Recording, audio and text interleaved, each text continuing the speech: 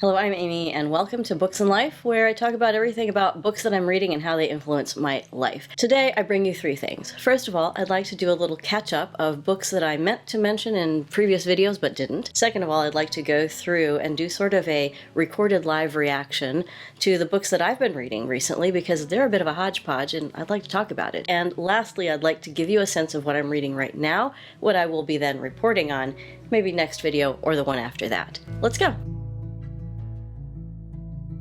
Okay, let's catch up. So first of all, I have been realizing for the last maybe month that I missed telling you about one of my favorite childhood books in that whole let me introduce you to myself through childhood books video that I did. So yeah, I don't know why I missed that, but I want to tell you about it now. And that was The Chronicles of Narnia. If you recall, if you watched that video, I grew up in a very religious household, and one of the things that we did was to memorize large portions of the Bible. Another thing that we did was to read C.S. Lewis. So I grew up reading the Chronicles of Narnia. I actually had a boxed set of all of the books, which I wore out. I read them so much. I was obsessed. I think C.S. Lewis introduced me to fantasy reading. He probably was the guy who introduced me to chapter books, as they call them for kids, novels, as we call them when we're grown up. And I loved everything about those books when I was a child. I loved them so much that they have colored how I look at reading fantasy for the rest of my life. Unfortunately for me, I tried to read them again as an adult, and I found things there as an adult that I didn't see as a child. I found a sense of colonialism and racism and sexism that have been much discussed and dissected on the internet over the last 20 years. Y'all are not new to that if you grew up in the world of C.S. Lewis and have since had a critical rethink about him. I still credit C.S. Lewis with giving me my love of fantasy, with contributing strongly to my love of reading, and with helping to shape the world of my imagination, so that when I read books, now as an adult, I see pictures in my head. I know that not everybody does, but I actually see very strong pictures in my head because of reading Chronicles of Narnia. And all I have to do is call up a memory of Chronicles of Narnia, and I can see the pictures in my head and also the little illustrations in the books still to this day, and I will for the rest of my life. So thank you, C.S. Lewis, and also, C.S. Lewis. The second item of catching up that I want to do with you is to tell you my commitment to making videos for you. I would love to make a video once a week. It's the joy of my life to make videos, but at this point in my life, I work many hours outside the home, and I have decided on something. I am going to aim for every other week and a very lightly edited video. Those of you who know me from previous online incarnations will know that I like to do quite a bit of editing, adding music, adding subtitles, adding all kinds of things. That's going to go away, at least for now, while I'm working many hours outside the home, so that I can just chat with you. So these videos are going to be chatty, they're going to be maybe a little bit short, but hopefully they'll be helpful, they'll be informative, hopefully they'll be friendly, and we can continue the conversation throughout the week in the comments section. I hope that works for you, and please stick around. Now on to some recent reads. This is an important question for me. I wonder, what have I been reading recently? I'm the sort of person who never goes anywhere without a book or an audiobook going. And if not one of those, it's a podcast or something. I've always got something going into my brain. But it's always such a mishmash that I am as curious as you may be about what I've been reading recently, so let's check it out. I have here my phone, on which I have my Libby app and my Kindle app. That's where I access all of my books these days, so let's check them out and see what I got. First of all, I have actually bought 2 books over the last month or so, both of them in Spanish. I am reading and also listening to the audiobook version of Como Agua para Chocolate by Laura Esquivel. Como agua para chocolate in English is like water for chocolate. Do you remember the movie from the 90s? And there's also a recent TV series, but she doesn't really want anything to do with that, so we'll stick with the book. I am also listening to and reading her memoir, Lo que yo vi, which translates into English as What I Saw. And Laura Esquivel herself narrates the audiobook, and it's enchanting. She's a dynamic audiobook reader. If you read Spanish, if you understand Spanish, I highly recommend both books. I am working on these books as part of a project, so they have been looked at, they have been analyzed as part of a research project that I'm doing for my Spanish class. I grew up speaking Spanish, and I'm now working on my academic Spanish skills, so I have to write a research paper. Wish me luck.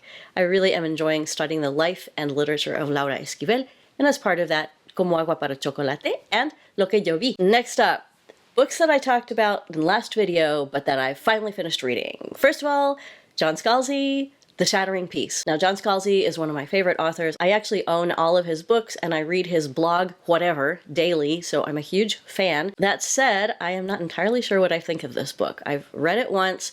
I'm thinking of listening to the audiobook when I get access to it through the library, but I don't think I'll buy it. All respect to Will Wheaton, who's his audiobook reader, who I also love. I don't know what to say about this book. It does continue in the world of Old Man's War, that series. It does kind of wrap it up nicely. It does also suggest possibilities of spin-offs. It's written from the perspective of a young woman who was a child in one of the earlier books, which makes a nice sort of continuity. It reflects the time passage between the last book that he wrote and the current one, The Shattering Peace. All of these things are true. There was something about it that didn't do it for me, and I think what it was I really love the whole universe of the Old Man's War. I love the interaction between the different species. I love the sarcasm of the people who are working within this fascist system of the colonial union. I love when they do their best in spite of the system that they're working under, and I love how, like, absolutely the rest of the universe is constantly poking at and insulting the humans, like, oh god, those humans, when will we be rid of them? I love that, and it was missing from this book. This was a very insular book. There was almost an isolated closed circle mystery aspect to it, which I usually love, but wasn't looking for here. I will still continue to read everything John Scalzi writes because I really, really love his writing and I love his way of storytelling, and it did move me greatly at the end, but at the same time, I don't know, it wasn't my favorite one. So, next up, I told you that I was going to read the latest Seanan McGuire, which is called Installment Immortality. I hated this book. It made me feel creeped out. It was icky. I don't like how the plot is continuing. This is a world, and it's a number 14 in an ongoing series, and I have read numbers 1 through 13, so I feel that I can speak honestly on this one. I have loved almost all of the books. As they've gotten farther along in the series, there's a particular aspect that kind of creeps me out. It's the way that she describes the family relationships and how those family relationships within this very insular world of humans who are trying to protect non-humans from other humans. That's a very broad description of the series, but it gets to it. How these humans have become so isolated within themselves that they only depend on themselves, and it's very icky for me. I really, really don't like it. I don't think I'll be continuing in the series. I usually love everything Seanan McGuire writes, and if I don't love it, it's because it's in a genre that I don't usually enjoy reading, like sometimes she writes more horror things under her pen name Myra Grant. It's not for me. But this one was part of a series that I really loved, in a style of writing that I really enjoy, with a world building that I absolutely am fascinated by, and I just hated the way the family descriptions were done. I'm not going to say any more than that, but it didn't work for me.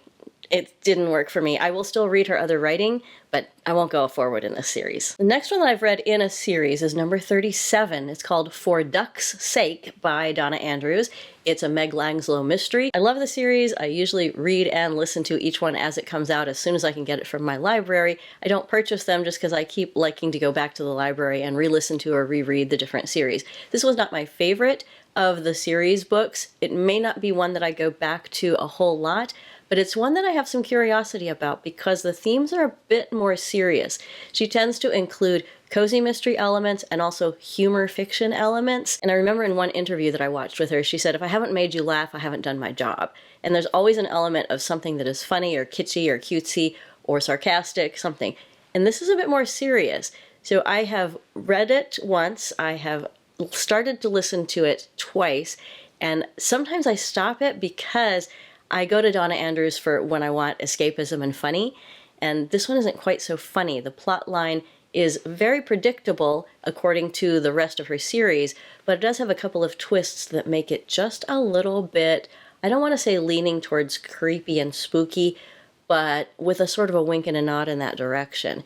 If you like cozy mysteries, but would actually like something that veers off of the cozy and into just the tiniest bit of oh my gosh, then this might be the one for you. Now, a little oddball pick that I read recently is If Wishes Were Retail. This is an interesting little urban fantasy type thing where a genie comes into modern life and chaos ensues.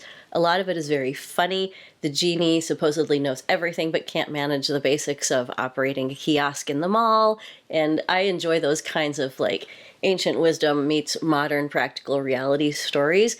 And there's a strong and very poignant family story at the center of it, which I really enjoyed following. And I found the ending to be a bit less than what I was looking for, but I had a really fun time along the way. And I have to say, I would recommend this one for a fun read, just with the knowledge that you may or may not enjoy exactly how it ends, but it kind of doesn't matter. Have a good time with If Wishes Were Retail. Next up, The Potency of Ungovernable Impulses by Malka Older. This series with lead characters Masa and Platy, I adore everything about it. They live on a moon of Jupiter in the far future after the Earth has become uninhabitable, and they solve mysteries. So it includes sci-fi, cozy mystery, a little bit of sapphic romance, I'm always here for that, and a bit of closed circle element just because the world that they live in is so isolated. And I always love her writing style. I love the way she incorporates slang and words from different languages as part of the way that they speak. It's just fabulous. This one was an interesting one because it got very deep into the relationship between the two main characters. It was a step forward that I think that was really needed, but I would have enjoyed knowing that that was coming before I started reading it because it got heavy. The other ones, I felt like I was bubbling along on a sea of champagne. It was just bubbly. This one got really deep into the effects of mental health issues on a relationship and then how that spreads out into the wider world. And that also colored how the mystery was discovered and solved. I highly recommend the entire series, but just know going into the third one that it gets a bit more deep into just how the world of our mind affects the world of our life. So try it, you'll like it. I forgot to mention, back on Installment Immortality, the Seanan McGuire book, I didn't even read the whole thing because I hated it so much. I read the first like 20% and then I skipped to the end to see how it ended, and I was like, no, not going to go back and read the whole thing. I am a person who reads the end, even of mystery novels, so that I can see if I'm going to enjoy it, and this one I was like, no. So there you go. Now, for a period there in the late summer, I was on a little bit of an Agatha Christie kick, and I enjoyed reading some of the Hercule Poirot stories.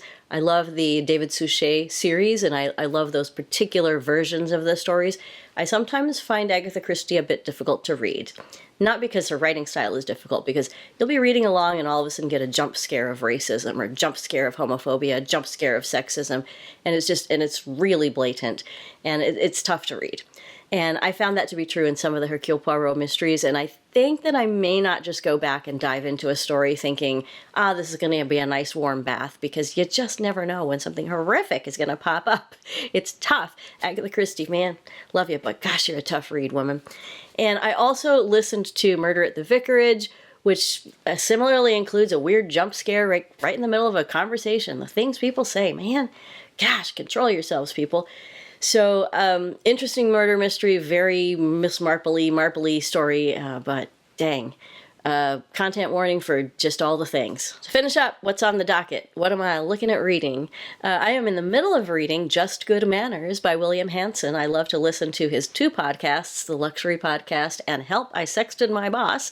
Really, really fun. He's a funny guy who talks very in detail about etiquette. The book, I'm finding it very interesting. I love to imagine that I'm listening to him reading it to me because it's very conversational in style. I don't know if I'll get anything from it. I don't tend to go to parties where people serve food with more than one fork, so I don't know. But I'm having a great time, and I plan to continue reading it and finish to the end. If nothing else, I'll get some good laughs out of it because he's really funny and very entertaining as a writer. I'm also going to do a reread of Deanna Raybourn, Kills Well with Others. I cannot recommend this series enough. Women in their 60s and 70s who grew up as assassins and are going back into it. It's fantastic. How many times do we get women characters who are older just doing stuff, like crazy stuff, like doing yoga and exercise for 2 hours and then going out and committing an assassination? If you love it, go into Deanna Raybourne's Kills Well with Others. I've probably read it twice by now, and I think it's going to be a frequent reread for me. Another reread that I'm very excited and happy to have finally restarted is Jade City by Fonda Lee. I love her whole trilogy. I actually love everything that Fonda Lee writes. I love her style. I love the way she interacts with her characters. I love the tightness of her world building. And Jade City and the other 2 books in that series were just some of my favorite lifetime reads. I will give you a caveat, which is that I don't tend to read scenes where there are a lot of fights, and I don't tend to read scenes where there's a great deal of physical intimacy.